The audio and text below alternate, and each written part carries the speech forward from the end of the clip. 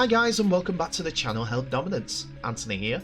Please remember to like and subscribe and also click that notification bell if you enjoy what you're seeing and if you want to see more. Coming up, former NRL and Super League forward returns home. Success on the COVID front for Catalans Dragons, and Newcastle Knights have to rethink plans for 2022. So, what was an indifferent season for the Newcastle Knights in 2021 has sort of continued into 2022, as it's been announced that club captain Jayden Brailey is potentially out until the second half of the season, or at worst out for the entire season due to an injury sustained in training. In a statement on the Newcastle Knights NRL page, they said, "Scans have confirmed that NIB Newcastle Knights captain Jayden Brailey has suffered a ruptured Achilles tendon in his left leg during a non-contact team training session on Saturday. Brailey will undergo surgery later this week to repair the injury and determine his rehabilitation timeline, with hopes of him returning to play in the second half of 2022. The Newcastle Knights would like to thank everyone for all their well wishes and support for Jayden, who we know will tackle his recovery with the same professionalism and tenacity he applies to his football." After signing with the Newcastle Knights in 2020, the hooker has played 25 games for the Knights, scoring 3 tries, and helped lead the Knights to a 7th position during 2021 and getting to the preliminary final, semi-finals, where they faced Parramatta Eels in a close one, where they got beat 28 points to 20, which was a repeating of the finishing place of the Knights in 2020. But this time they got beat off South Sydney Rabbitohs in the preliminary semi-finals, 46 points to 20. To lose their captain and their starting hooker, their pivot, the point of where the team's attacks come from, essentially, is a blow for Newcastle. It really is. But they do believe that they're okay in their position, as they have backup hooker Chris Randall, who is likely to become the starting number 1, with Adam Clune also being in the Knights head coach Adam O'Brien's reckoning, follow Brailey's confirmed absence. The Knights opened their 2022 NRL season away to the Sydney Roosters at the Sydney Cricket Ground on March the 12th. We're exactly 48 days away, but they will have to do it without their main man, unfortunately. 25-year-old still got a good career ahead of him, possibly 10 years in him, going off hookers that are out there and about, even in the NRL at this point. But that's a bad injury. Achilles tendons snapping. Out for the season is more than likely in this point, but you never know. There is so much more knowledge with this sort of operation when it comes to sports stars. It may mean that it could come back in the second half of the season and help them push on for another playoffs position.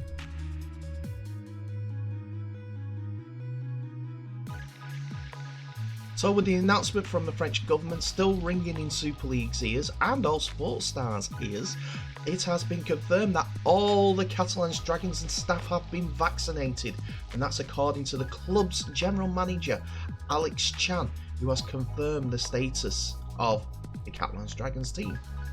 Last year's grand finalists are preparing for the new Super League season amid more COVID disruption, which was further extended yesterday when the French government passed the law that prohibits athletes from travelling to and from the country if they are not vaccinated.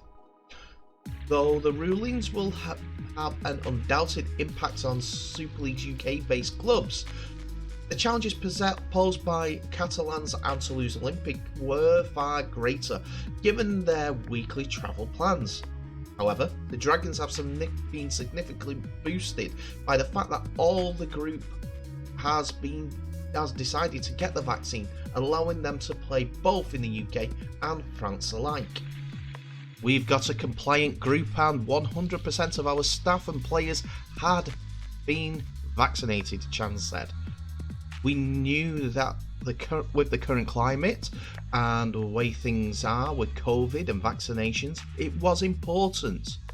We had a lot of in-house meetings and really helped people who were uncertain. We're very understanding of people's concerns and beliefs, and we help them in every way we can. Chan freely admits that the laws in France have made it difficult for people to fulfill their daily routines without a vaccination. The French government have put things in place here that basically means you need to have the vaccine to operate and to live. You need a health passport to show your vaccination to get into restaurants, bars, certain shopping centres and all of the shops. The way the French government have done it, if you don't have the vaccine, it is difficult to do any of the things you normally do. Other Super League clubs don't find themselves in Catalan's position, with a number of their players deciding against the vaccine. That means they will be unable to travel to France to and from games, and Chan has sympathy for the situation for both clubs and players who find themselves in this circumstance. It is challenging, and credit goes to our grandparents who fought wars for freedom of speech and choice. But in the current environment, our health is imperative for the safety of it as a sport. We have the option of bringing back scrums into our sport, an integral part of our game, but if we don't get 85%, we won't get them back again. And there are many other examples. There are certain clubs that are going to have unvaccinated players who can't travel. We're all aware of how things are with the COVID environment. There are cases in the NRL as well, some high-profile players who won't have it, and credit to them for holding up their beliefs.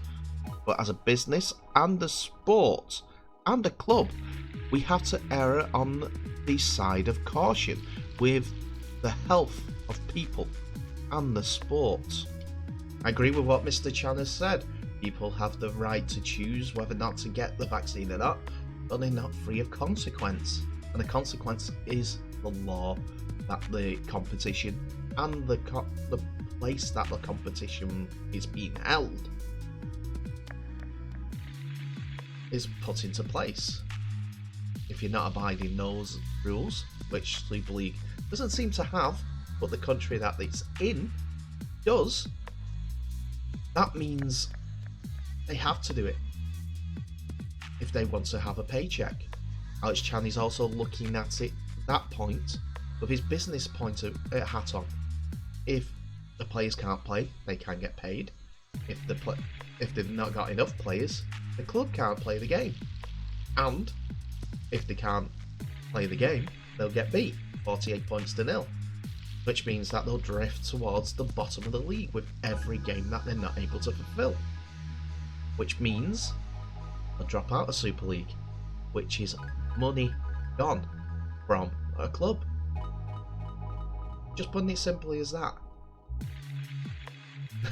He's looking at it as the general manager as well as being a former player, and so he gives him the two sides of the aspects. He's doing it right, and he has had conversations with everyone. I think the rule that Wakefield have put in will spread to current players being released. I'm just saying as a sport, not getting a vaccination, because it's impeding the way that the business is run. Maybe unfair to the players, but it's what the clubs have to do. The club will be around longer than the players,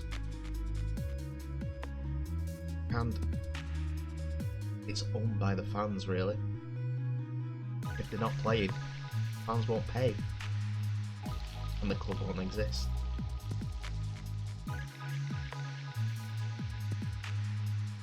And we end today's episode on some good news, as former NRL and Super League forward Frank Pritchard has been released from hospital after his bouts with COVID-19, and to continue his recovery, he's gone back home. Pritchard was fighting for his life at the end of December after being placed in intensive care with a collapsed lung and other major health issues as a result of the virus. However, after spending 3 weeks in a Sydney hospital receiving treatment, he has been allowed to return home to his family.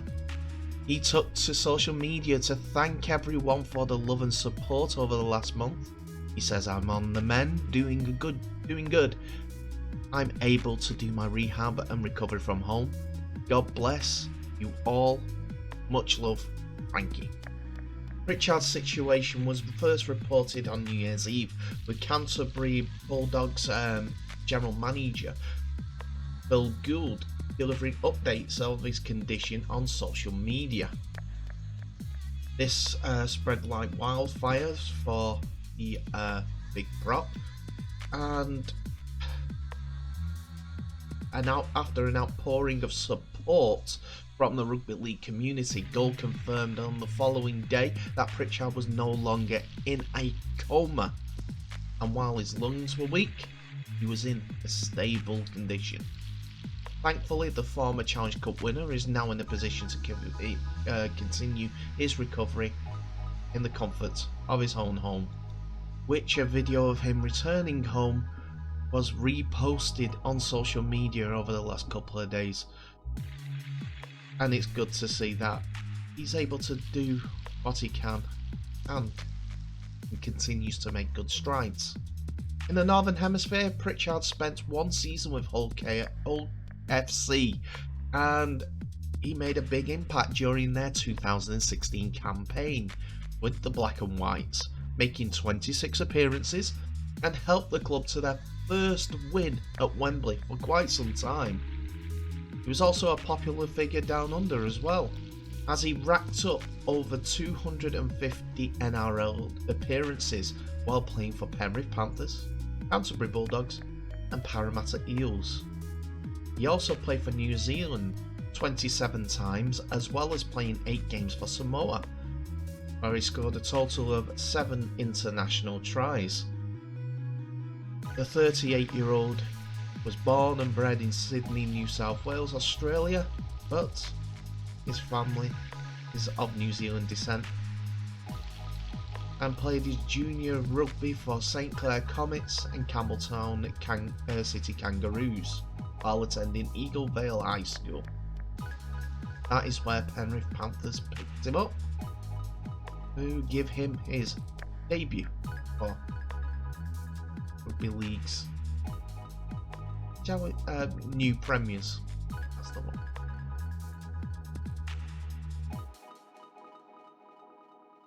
And that's it for another episode, ladies and gentlemen. Thank you so much for watching. Please remember to like, subscribe, and also share this video worldwide.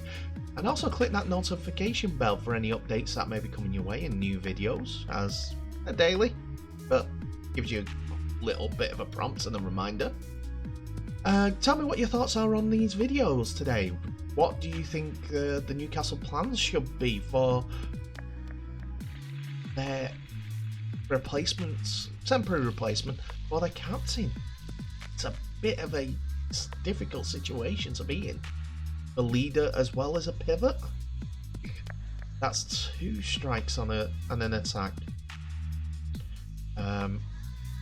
What about Catalan Dragons? The first Super League club to declare themselves 100% vaccinated, ready for the new season. The grand finalists, they want to go again. Let's hope that continues in the same vein when it comes to teams like Toulouse. And Frank Pritchard, all your prayers have done well to keep the guy on the right track towards health. hopefully that continues and we'll see him up and about not too long. But anyway, thank you so much for watching. Please remember to share this video, tag people in, grow the game.